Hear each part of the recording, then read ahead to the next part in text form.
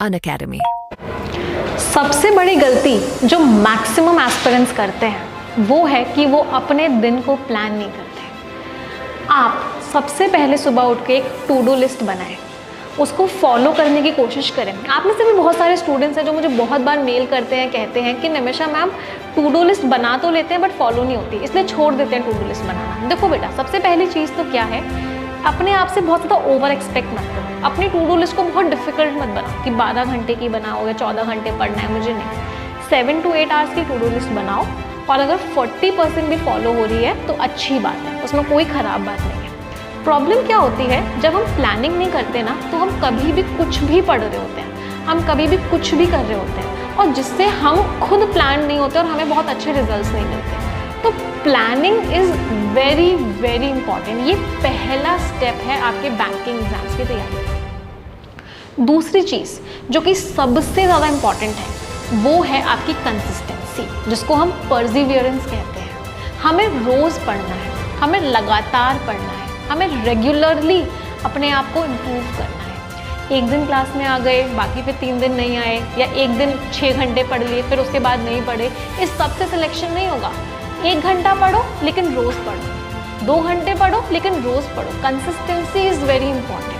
Starting में लगेगा बहुत मुश्किल है, बहुत चैलेंजिंग है, बहुत प्रॉब्लम्स आ रही हैं, लेकिन जैसे जैसे आप रेगुलर होते हुए जाओगे आपको क्वेश्चंस ईजी लगना स्टार्ट हो जाएंगे। सबसे बड़ा फ़ायदा क्या है पता है बैंकिंग एग्जाम्स का?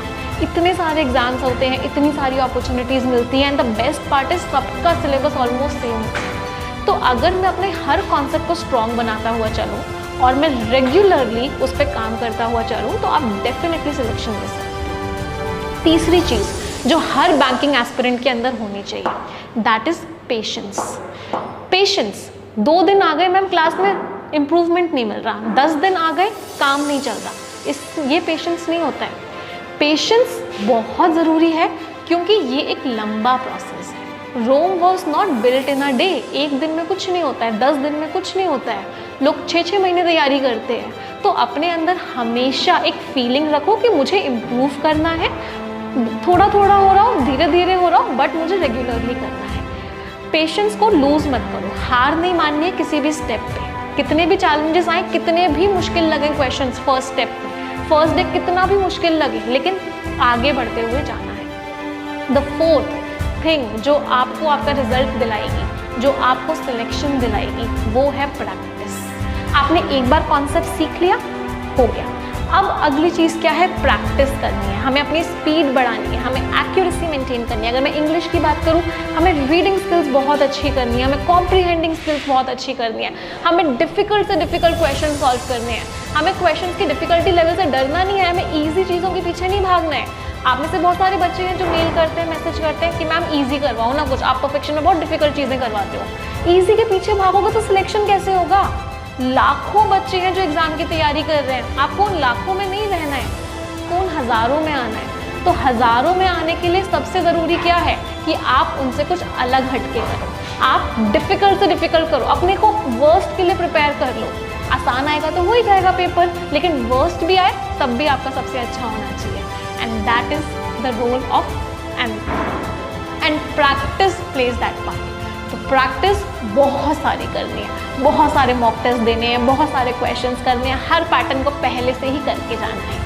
एक और इम्पॉर्टेंट चीज़, ये 4 चीज़ें कर ली फिर भी हो सकता है सिलेक्शन ना हो। क्यों? क्योंकि एक बहुत इंपॉर्टेंट चीज़ है जो अभी मिस आउट हो रही है, और वो कौन सी चीज़ है? That is positive attitude. कर सब कुछ रहे हैं, रोज़ मेहनत कर रहे हैं, रोज़ 10-10 घंटे पढ़ रहे हैं, रोज़ प्रैक्टिस कर रहे हैं, खूब पेशेंस है, लेकिन अपने माइंड को लगातार बोल रहे हैं मुझसे नहीं हो सकता। कोई डिफिकल्ट क्वेश्चन आपने सही कर लिया, आपके माइंड से आवाज़ आ रही है तो ईजी क्वेश्चन होगा इसलिए सही हो गया, डिफिकल्ट तो मुझसे होता ही नहीं है। नहीं, इस सब से काम नहीं चलेगा। बहुत बहुत बहुत ज़रूरी है कि आपके अंदर एक पॉजिटिव एटीट्यूड हो। आप अपने माइंड को लगातार ये चीज़ बोलते हुए चलें कि हाँ मैं कर सकता हूँ, मैं 100% कर सकता हूँ, मैं मेहनत कर रहा हूँ, मुझे रिजल्ट मिलेगा। हमेशा अपने आप को एक पॉजिटिव फीडबैक देते रहिए। तो अगर ये 5 चीज़ें हैं आपके अंदर, planning, practice, positivity, Perseverance and patience, तो आपको सिलेक्शन से कोई दूर नहीं कर सकता। आपका सिलेक्शन 100% होगा। तो कमेंट्स में मुझे ज़रूर बताइएगा कि कितने लोग तैयार हैं इस जंग को लड़ने के लिए, कितने लोग तैयार हैं इन चैलेंजेस का सामना करने के लिए, और कितने लोगों को लगता है कि हाँ, ये 5 चीज़ें जो मैंने बताई हैं वो उनको 100% फॉलो करेंगे ही करेंगे।